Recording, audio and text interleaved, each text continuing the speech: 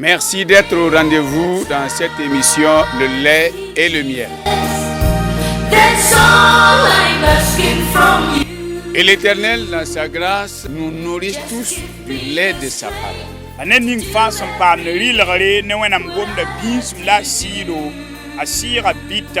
Nous allons voir ceci ensemble.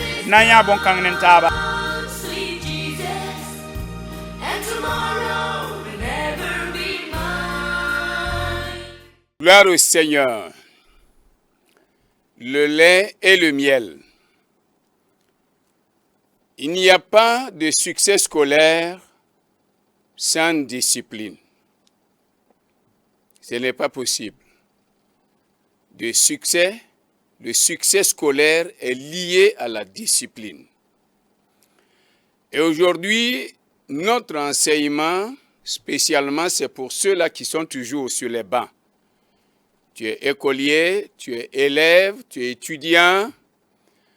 Alors écoute très bien, surtout ceux qui sont en classe d'examen. Dis-toi qu'il n'y a pas de succès scolaire sans discipline. Nous allons lire un passage qui se trouve dans Jean au chapitre 14, verset 12. Il est écrit ceci. En vérité, je vous le dis, celui qui croit en moi fera aussi les œuvres que je fais, et il en fera de plus grandes, parce que je m'en vais au Père. Et tout ce que vous demanderez en mon nom, je le ferai, afin que le Père soit glorifié dans le Fils. Peut-être que vous pouvez vous poser la question, mais pourquoi est-ce que le pasteur lit un tel passage pour parler du succès scolaire? Beaucoup d'élèves, beaucoup d'étudiants, ceux qui sont étudiants, eux, maintenant, ils ont compris. Mais restons au niveau du lycée, du collège, de la 6e jusqu'en terminale. Il y a beaucoup qui cherchent vraiment à réussir. Et ils veulent bien réussir. Et nous leur souhaitons le succès et la réussite. Mais vous souhaitez comme ça, c'est très bien. Mais c'est encore mieux de vous donner un enseignement qui puisse vous conduire au succès. Qui puisse appeler le succès à vous. Parce que dans notre thème de cette année, le thème de la jade, on a dit que à tes résolutions répondra le succès. Et sur tes sentiers brillera la lumière. Un élève, toi qui es élève, et qui veux le succès dans ta vie, tu veux réussir pleinement dans ta vie. À l'école, peut-être que ça va, peut-être que ça ne va pas. Souvent, tu as la moyenne, souvent, tu n'as pas la moyenne, tu te bats. Aujourd'hui, assieds-toi et écoute très bien. Cet enseignement va t'aider à aller plus de l'avant. C'est bien. C'est bien de te battre. Mais nous allons nous poser la question. Est-ce que tu as mis la discipline en compte? Est-ce que tu as pris la discipline en compte dans tes combats? Dans ce que tu fais pour réussir, est-ce que tu as inclus la discipline? Alors, mon fils, ma fille, mon petit frère, sache que dès maintenant, tu dois inclure la discipline dans tes stratégies pour réussir, dans tes luttes et dans tes combats pour réussir à l'école. Il faut aussi inclure la discipline. Sans discipline, pas de succès scolaire.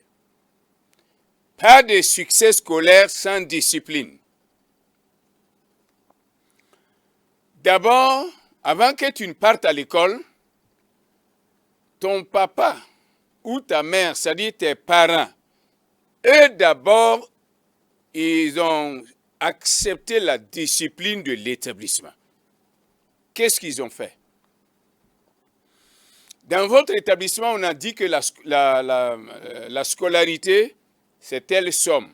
C'est 100 000, c'est 150 000, c'est 600 000, c'est 700 000, c'est 1 million. Qu'est-ce que tes parents ont fait? Ils se sont soumis à la règle de l'établissement. Et tes parents se sont soumis à la discipline que l'établissement a instaurée en son sein. Et l'établissement a dit que si quelqu'un ne s'inscrit pas à cette somme, si quelqu'un ne verse pas cette somme pour sa scolarité, son enfant n'aura pas de place dans cet établissement. Qu'est-ce que tes parents pouvaient faire? Ils ne pouvaient pas faire autrement. Ce qu'ils pouvaient faire, c'est d'être soumis à la discipline de l'établissement. Et ils se sont soumis, papa et maman ensemble, où papa, il a pris l'argent, il est allé t'inscrire dans cet établissement où tu es. Et le jour de la rentrée, on a fait l'appel. Tu as entendu ton nom, on t'a dit de rentrer dans ta classe et tu as eu une place. Raison pour laquelle tu peux dire tu es en 6e, tu es en 3e, tu es en terminale, tu es en première. C'est parce que il y a eu une obéissance. C'est parce que papa a obéi à l'autorité de l'école. Maintenant, toi qui es élève, tu arrives à l'école, si tu veux réussir, puisque tes parents eux-mêmes, ils ont commencé par l'obéissance à l'autorité de l'école, de l'établissement, il faut que toi aussi, tu t'alignes à cette obéissance. Tes parents sont plus âgés que toi. C'est eux qui ont l'argent. C'est eux qui t'ont mis au monde. Et il s'est soumis à l'autorité de l'école. Et il a payé pour que tu aies accès à l'école, pour que tu aies accès en classe, pour que tu aies une place. Toi maintenant, qui es élève, que tu sois fille ou garçon, si tu veux réussir dans cet établissement, sois prêt à faire quoi? À être soumis à l'autorité, à toute autorité dans cet établissement. Et dans un établissement, quelles sont les autorités que nous pouvons rencontrer?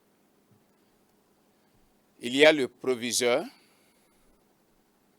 Si c'est un établissement primaire, c'est le directeur. Il y a le censeur.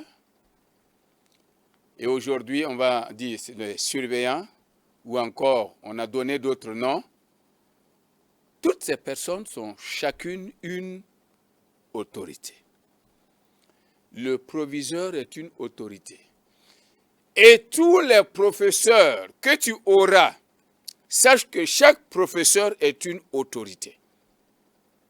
Gloire au Seigneur. Et tu dois soumission et obéissance à chaque autorité si tu veux réussir dans cet établissement au cours de cette année scolaire. Gloire au Seigneur.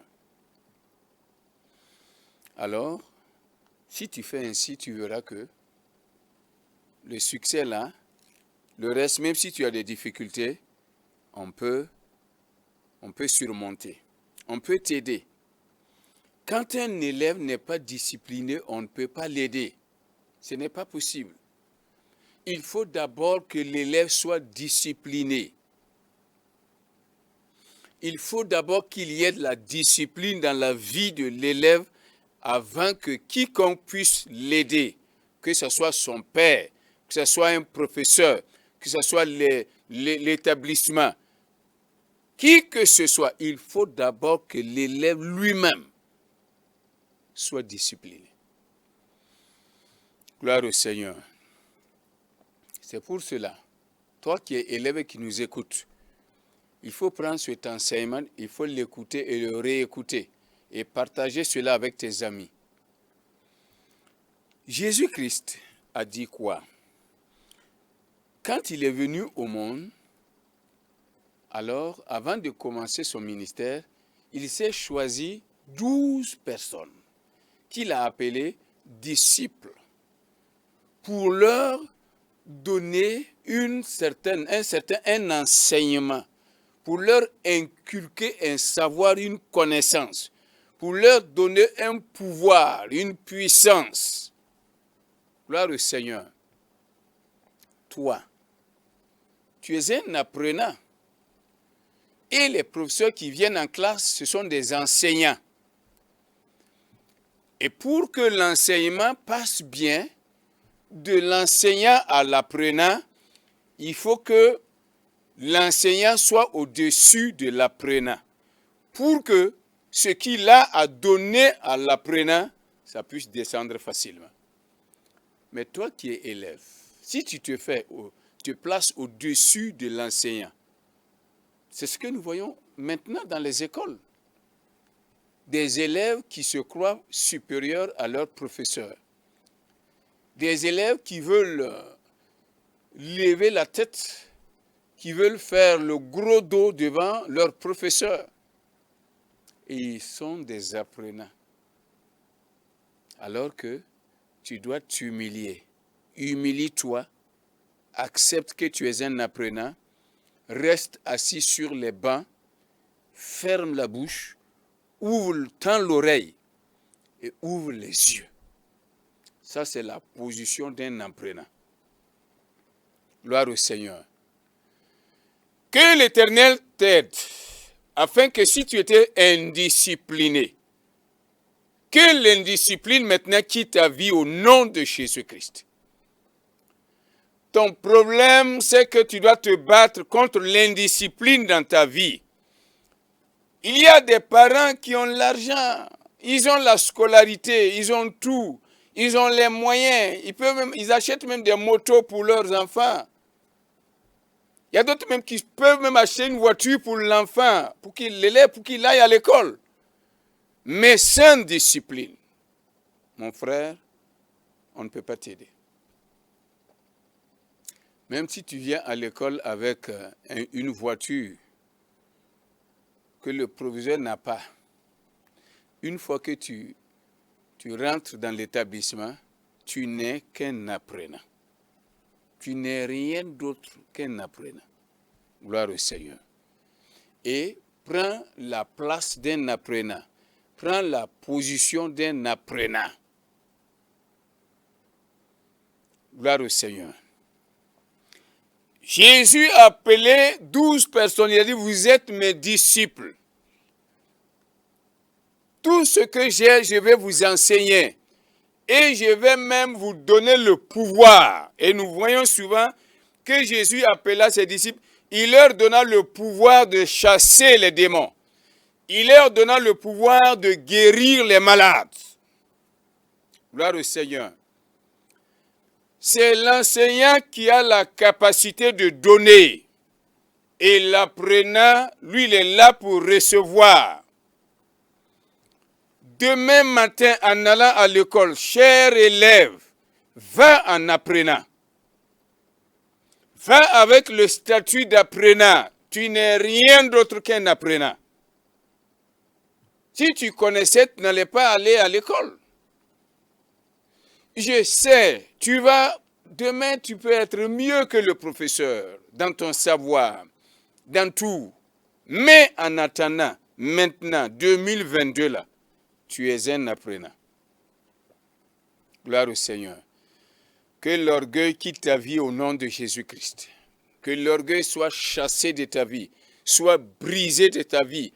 Et que maintenant, tu t'humilies en classe, dans l'établissement, et que tu respectes le proviseur, tu respectes tous ceux qui sont là, les professeurs, les comptables, les censeurs, les surveillants, tout. et que ce qu'ils ont pour toi, que tu puisses recevoir dans de bonnes conditions. Gloire au Seigneur.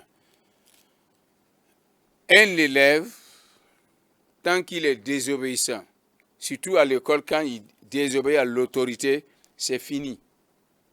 Il ne peut plus rien recevoir. Et cela se fait, pour bien recevoir, cela se fait dans la discipline.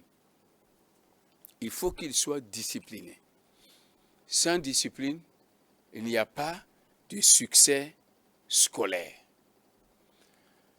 Le deuxième point, c'est des élèves qui se permettent de dire qu'ils n'aiment pas leur professeur.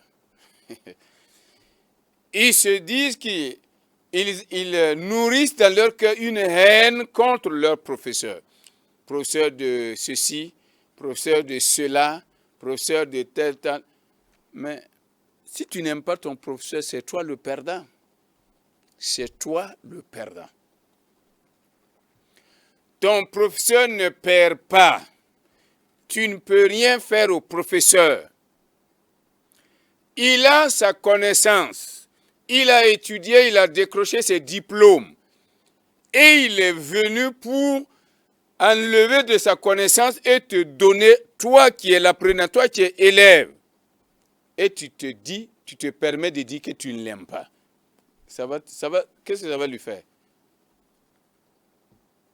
C'est toi qui te bloques. C'est toi qui te mets dans des difficultés. Je veux spécialement parler aux élèves et étudiants chrétiens. Sachez qu'il est écrit dans la parole de Dieu que la haine n'est pas de Dieu. La haine n'est pas de Dieu. Toi, tu n'aimes pas ton professeur. Qu'est-ce qu'il t'a fait? C'est pour rien. Il est innocent. Il est innocent. Qu'est-ce qu'il t'a fait? Tes camarades t'engagent dans leur rébellion. Tes camarades t'engagent dans leur désordre. Tes camarades t'engagent dans leur indiscipline, dans leur désobéissance, pour que tu dises que tu n'aimes pas le professeur. Tu n'aimes pas le professeur d'histoire géo. Tu n'aimes pas le professeur d'anglais. Tu n'aimes pas le professeur de maths. Tu n'aimes pas le professeur de SVT. Tu n'aimes pas le professeur de philo. Qu'est-ce que tu cherches dans ça? À partir d'aujourd'hui, chasse la haine de ton cœur. La haine va te bloquer. Tout élève qui n'aime pas son professeur, tout élève qui n'aime pas son enseignant, il ne recevra rien de cet enseignant. Comprenez? Aimez votre professeur. Aime ton professeur comme toi-même. Ça, c'est biblique. La Bible a dit, oh, aime ton prochain comme toi-même. Tu n'es pas dans la Bible. Toi qui es élève chrétien, toi qui es étudiant chrétien, tu n'es pas dans la Bible. Et tu veux qu'on prie pour que le Dieu de la Bible t'aide. Pendant ce temps, tu hais ton professeur. Et tu veux que le Dieu d'amour t'aide dans tes études. Priez pour moi, pour que j'ai l'intelligence. Priez pour que je réussisse à mon examen. Priez. Mais priez. Et dans ton cœur, là, qu'est-ce qu'il y a là-bas? Il y a ce qui n'est pas de Dieu. La haine. Alors, comprends quelque chose. S'il y a la haine dans ton cœur, ce n'est pas à Dieu que tu dois demander de t'aider dans tes études. Aie l'amour dans ton cœur.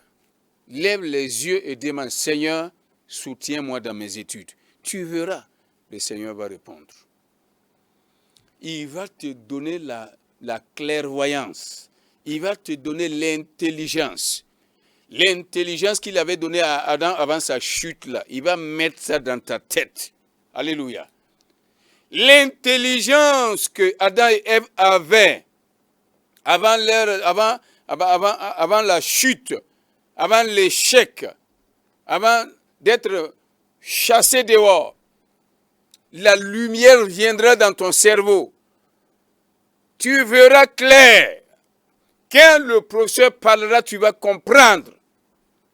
Les zones d'ombre vont partir. Et tu vas comprendre. Tu es là, tu nourris la haine dans ton cœur contre ton professeur et tu veux comprendre son cours. C'est gauche, c'est en l'envers. C'est en l'envers. Quand tu hais ton professeur, c'est comme la haine devient comme un blocage entre toi et ton professeur. Le professeur est là, il parle. La haine, toi ta haine que tu as pour lui est là. Et le professeur parle, tu n'entends pas. Tu entends mais tu ne comprends pas. Le professeur dit regardez. Toi tu regardes mais tu ne vois pas. Enlève la haine. Ôte la haine de ta vie. Tu hais le professeur, pourquoi? Toi, élève chrétien, tu n'en as pas le droit. Un chrétien ne devrait pas haïr son frère, son prochain. Dieu est amour. Alléluia. La haine trouble ta conscience. La haine trouble ton intelligence. Sors de la haine. Chasse la haine de ta vie. Chasse la haine de ton cœur. Vous voyez? Quand tu vois le professeur qui arrive, tu es déjà fâché. Tu es déjà énervé. Le professeur arrive, tu es là. C'est-à-dire, tu construis un mur. Tu construis un mur flou.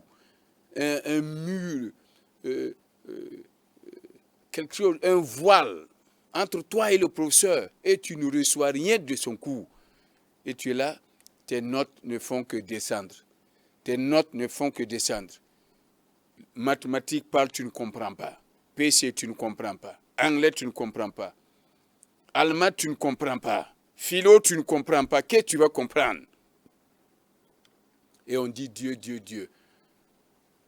Mets Dieu dans ton cœur. Dieu est amour. Mets Dieu dans ton cœur. Et le Dieu qui est dans ton cœur là va t'aider. C'est Dieu qui a créé l'homme là. Il peut me rendre intelligent comme il peut te rendre intelligent. Il peut rendre intelligent qui il veut. Il a rendu intelligent les Daniel, les Shadrach, les Meshach, les Abednego. En réalité, dans la vie de ces gens-là, c'est des gens qui ne haïssaient personne. Voilà pourquoi la lumière brillait dans leur intelligence. Alléluia. Et toi, tu es là avec l'indiscipline, tes camarades te prennent, te flattent, tu es là, et vous êtes en train de haïr le professeur, en train de dire n'importe quoi, des histoires sur le professeur. C'est toi qui perds. Je le répète, c'est toi qui perds. Le professeur a tout ce qu'il a. Gloire au Seigneur. Et quiconque aime son professeur, c'est comme si il ôte, c'est-à-dire tout nuage entre lui et son professeur. Et quand il est assis, il voit son professeur. C'est tout à fait clair. Vous voyez? Et quand il est assis, il y a la lumière entre lui et son professeur. Et le fait de l'aimer là même fait que quand il dit quelque chose, quand il ouvre sa bouche, cela même te plaît. Tu as envie de l'écouter. Et c'est ça. Il y a un canal bien protégé, un conduit entre ton professeur et toi. Et tout ce qu'il a dans sa tête, dans sa connaissance, il est en train de transvaser, il est en train de télécharger, il est en train de te donner une partie. Tu reçois et tu comprends. Alléluia. Élève chrétien, veux-tu être intelligent? C'est le moment. Cesse de haïr ton professeur. Tu n'en as pas le droit. Dieu te défend de haïr ton professeur. Tu n'es pas sur le même terrain de Dieu, avec Dieu. Tu n'es pas du côté de Dieu. Pour que Dieu t'aide, il faut que tu sois de son côté. Et si tu es de son côté, alors il t'aide, il va t'aider, il va te pousser. Et c'est là que tu vas voir que ce que tu ne comprenais pas dans la matière, là, en réalité, tu vas comprendre. Tu vas te dire, Je ne savais pas que c'était si facile comme ça.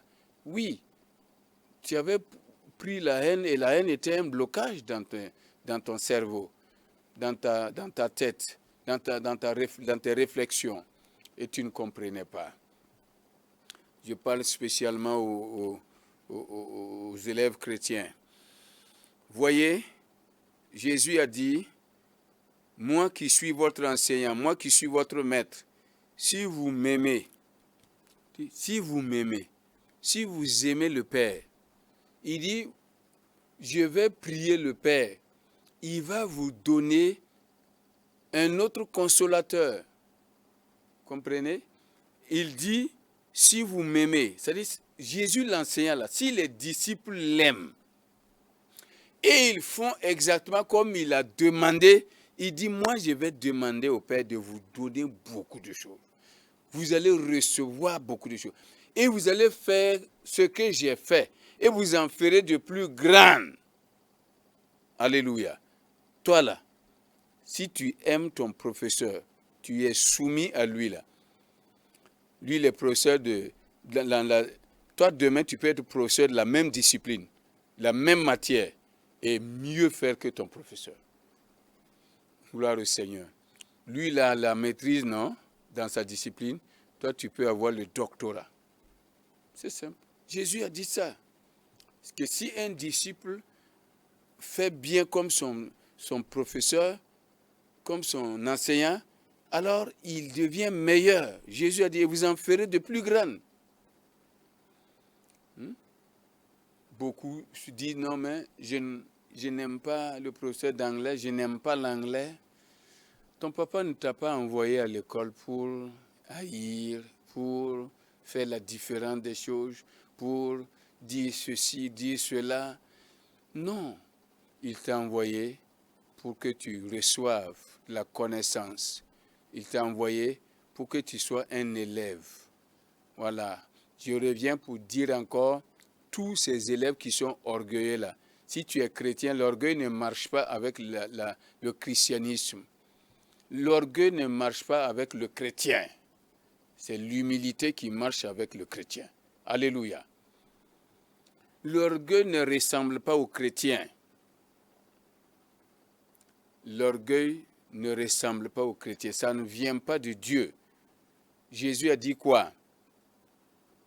Recevez mes enseignements. Je suis doux et humble de cœur. Jésus lui-même, là, il est humble. Toi qui es élève, là, sois humble. Sois humble à l'école. Sois humble dans l'établissement. Sois humble dans tes études. Sois humble devant tes professeurs. Et le Seigneur t'élèvera.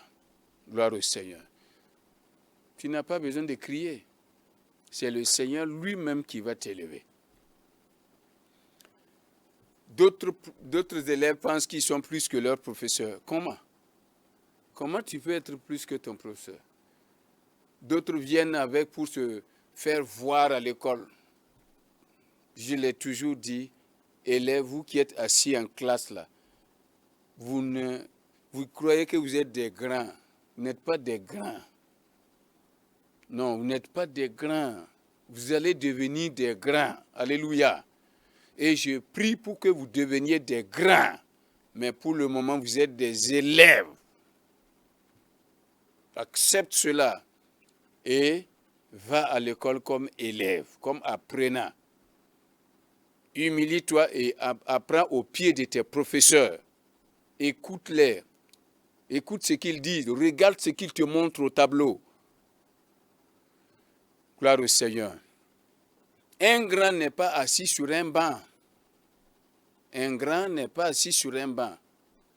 Et surtout 2, 2, 3, 3. Vous êtes 3 sur votre table banc là. Est-ce que tu es grand comme ça? Regarde ton fauteuil.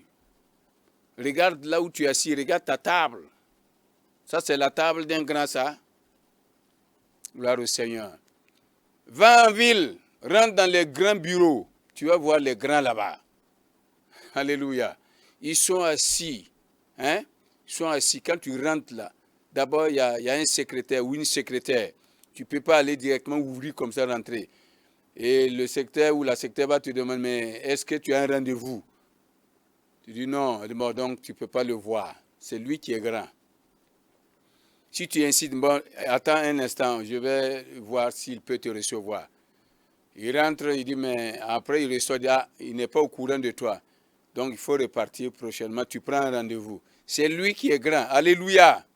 Toi aujourd'hui, là, tu es en classe, tu crois que tu es grand. Tu n'es pas grand, tu vas devenir grand. Mais aujourd'hui, là, tu n'es pas grand. Tu es sur le chemin d'être grand. Ne te fais pas grand. Il faut enlever ça de ta tête. Des gens t'ont flatté parce que c'est ceci, cela. Tu viens à l'école à moto. C'est papa qui t'a acheté la moto. Quel grand? Un grand sur un table-banc. Vous êtes 3 sur votre table-banc. Quel grand? Un grand en tenue. Alléluia. Toi, le grand, et il est en costume, veste, en cravate. Voilà. Tu vois, les universitaires, là, ils commencent à être grands. Mais toi, méfie-toi. Il ne faut pas te laisser emporter par la fausseté, par l'orgueil, par des idées tordues, de l'orgueil, et puis rater ton succès scolaire. Humilie-toi, apprends doucement, tu deviendras grand. Certainement, tu deviendras grand. Et chez les grands, quand tu arrives à avoir un rendez-vous avec eux, quand tu rentres là, tu regardes son bureau, c'est climatisé. Voilà, tu te dis, assieds-toi. Toi-même, tu es assis là, tu sais qu'ici, là, c'est chez un grand, c'est le bureau d'un grand.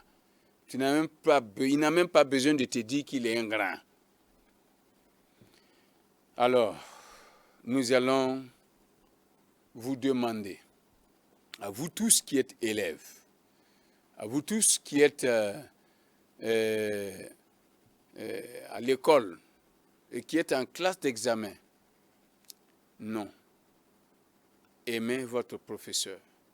Aimez tous ceux-là qui sont là pour vous faire du bien, pour vous enseigner. Et vous allez voir que ça, vous serez bénis.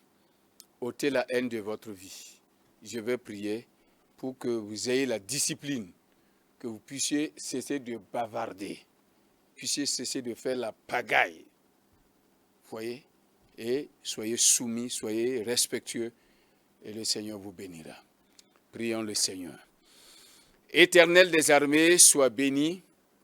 Je te prie maintenant pour cet élève, pour cette jeune fille, ce jeune garçon qui se bat pour réussir à l'école. Que la main de l'Éternel soit avec lui et que la haine soit brisée dans sa vie. Que la haine soit retirée de sa vie et que maintenant tu y places l'amour. L'amour pour l'école, l'amour pour l'administration, les membres de l'administration de l'école, les professeurs, le corps professoral. Seigneur Dieu et tous ceux qui sont là autour de lui, Seigneur, qu'ils soient soumis, Éternel des armées. Merci. Que l'orgueil soit brisé, que la haine soit brisée et qu'ils partent à l'école désormais comme apprenants et qu'ils se calment pour apprendre et que tu l'élèves, que tous ceux qui vont accepter, qui vont comprendre et qui vont mettre en pratique, que la main de l'Éternel les élève et qu'ils deviennent des grands au nom de Jésus. Amen.